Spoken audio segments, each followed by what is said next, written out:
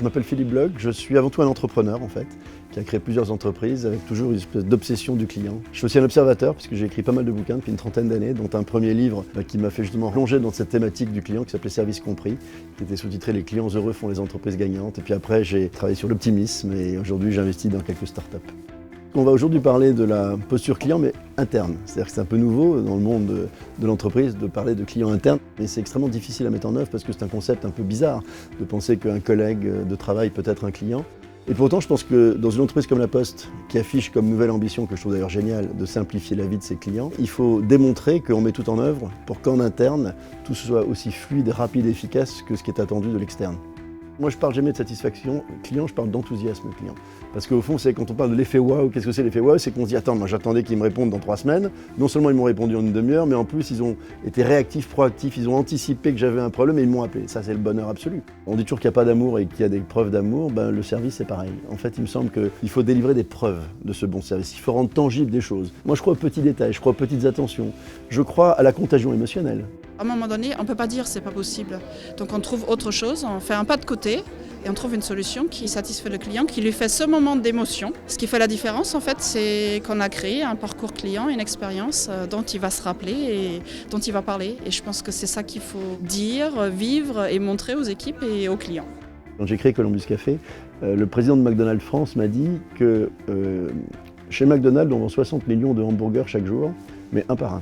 Ben, c'est vachement difficile parce que c'est 60 millions d'individualités qui ont envie qu'on les traite de manière différenciante. Puis aussi un truc qui est fondamentalement compliqué, c'est que simplifier la vie d'un client, n'oublions jamais, interne ou externe.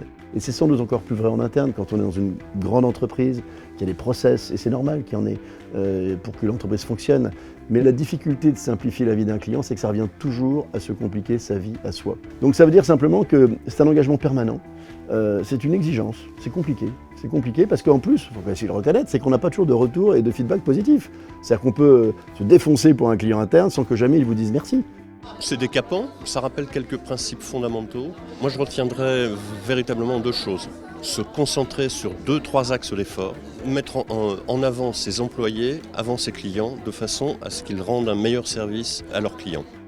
L'invitation que j'ai envie de faire, c'est de dire, d'abord d'être convaincu que la chaîne interne du service est au moins aussi importante que la chaîne externe du service, que je peux y contribuer moi à mon niveau quel qu'il soit. Et je crois qu'à partir de là, les choses, par contagion, arrivent à se propager dans toute l'entreprise. Et au fond, le plus difficile à créer, mais le plus incopiable dans une entreprise, c'est l'état d'esprit. C'est la volonté stratégique de changer, c'est la volonté du management de l'incarner au quotidien. Il y a quelques clés en matière de message de changement. 1, toujours montrer aux gens ce qu'ils vont gagner, jamais ce qu'ils vont perdre. Deuxièmement, leur indiquer où on va. C'est quand on sait où on va dans une entreprise, quand il y a un projet, quand il est clair, quand l'ambition est affichée, le chemin importe peu. Donc c'est du day-to-day coaching. Ce que j'ai retenu avant tout, c'est qu'il faut changer vite et il faut changer tout le temps. À la fois pour s'adapter à nos clients, qui soient internes ou externes, et à la fois aussi pour s'adapter aux équipes avec lesquelles on travaille, parce que c'est avec elles qu'on changera et qu'on se transformera pour le client. C'est vachement compliqué de passer d'une posture en fait de collègue à demain une posture, ou même dès aujourd'hui, une posture de client interne. Si on n'a pas envie que ça marche aussi bien, aussi rapidement, ça n'arrivera pas. Il faut croire à ce projet, il faut avoir une grande ambition, parce que la grande ambition, c'est vous permet de sauter les obstacles.